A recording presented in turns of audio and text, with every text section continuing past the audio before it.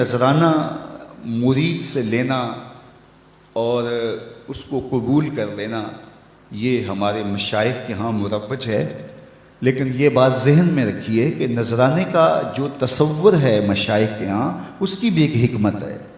یہ ایک بہت بڑی NGO ہے۔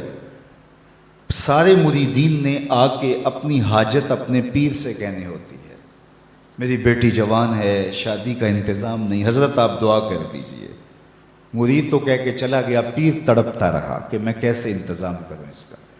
صرف ہاتھ اٹھا کے دعا ہی نہیں کرنا تھا، اس کی دوا بھی کرنی تھی۔ اب دوسرا مرید آیا جو امیر تھا، تو اس نے نذرانہ پیش کیا تو پیر کا دل خوش ہو گیا کہ میرے اس غریب مرید کا کام بن گیا۔ پھر اس کو بلایا اور چپکے سے اس کی عزت نفس کو ملحوظ رکھتے ہوئے اس کے ہاتھ میں دے دیا کہ بیٹا جاؤ اور اپنی بیٹی کی شادی کر لو۔ یہ ایک بہترین طریقہ کار ہے، غریبوں کو دو اور امیروں سے لو، لیکن یہ تو ان سے بھی لے لیتے ہیں جن کے گھر میں جو ہے وہ نان شبینہ بھی میسر نہیں ہے۔ کبھی آپ نے دیکھا ہے کوا بعض اوقات بچوں کے ہاتھ سے روٹی چھین کے لے جاتا ہے، تو یہ اس کوے کی طرح ہوتے ہیں کہ غریبوں سے بھی نذرانہ لے لیتے ہیں، جبکہ ان کے پھٹے ہوئے کپڑے اور ان کی حالت بتا رہی ہوتی ہے کہ یہ مزدور بیچارہ پتہ نہیں آج ان کے گھر میں چولہا بھی جلا ہے یا کہ نہیں۔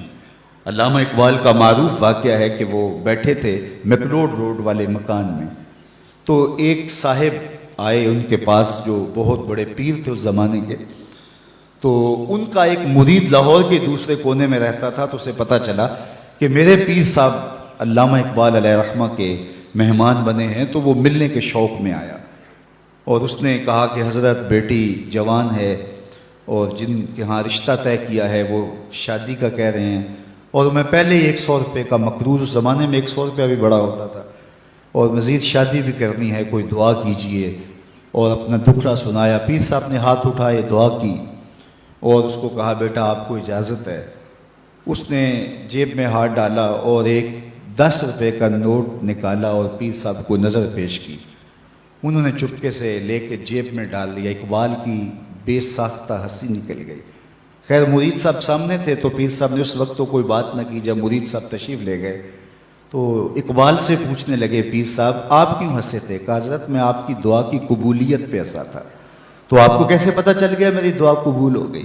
کہا حضرت جب آپ نے دعا نہیں کی تھی وہ 100 روپے کا مقروض تھا، جب آپ نے دعا کر دی 110 کا مقروض ہو گیا۔ اب اس کو تو دینا چاہیے تھا لیکن آپ نے اس سے بھی لے لیا۔ تو اس پر اقبال نے کہا تھا ہم کو تو میسر نہیں مٹی کا دیا بھی، ہم کو تو میسر نہیں مٹی کا دیا بھی، گھر پیر کا بجلی کے چراغوں سے ہے روشن۔ کم بیشت اللہ جو کہہ سکتے تھے رخصت ہوئے، رہ گئے قبروں پہ مجاور اور گول کن۔ میراث میں آئی ہے مسند ارشاد ان کو، زاغوں کے تصرف میں عقابوں کا نشیمن۔ نذرانہ نہیں سود ہے پیران حرم کا، نذرانہ نہیں سود ہے پیران حرم کا، ہر خرقہ سالوس کے اندر ہے مہاجن۔ شہری ہو دیہاتی ہو مسلمان ہے سادہ، بتوں کی طرح پجتے ہیں کعبے کے برہمن۔ تو اس کی تو مدد کرنی چاہیے تھی۔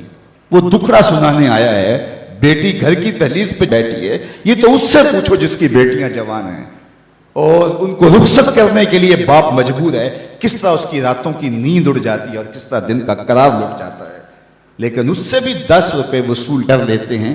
تو آج میں اور آپ دیکھیں کہ ہر ایسا شخص نہیں ہوتا جس سے نذرانہ لیا جائے، کچھ ایسے ہوتے ہیں جن کو نذرانہ دیا جائے۔ پیر ایک ذریعہ بن جاتا ہے، غریب اور امیر کے درمیان ایک پل بن جاتا ہے۔ تو نذرانے کا تصور تو ہے طریقت کے اندر، لیکن اس کا یہ مطلب نہیں ہے کہ نذرانے سے پیر کے کتے بھی عیش کریں اور غریب مرید جو ہیں وہ نان شبینہ کو ترسیں، اور پیر ان نذرانوں سے بٹیرے لڑائے اور شادیاں کرے، اور مرید جو ہے وہ بیچارہ نان شبینہ کے لیے ترس ترس کے زندگی گزارے اور بلک بلک کے موت کی آغوش میں اتر جائے۔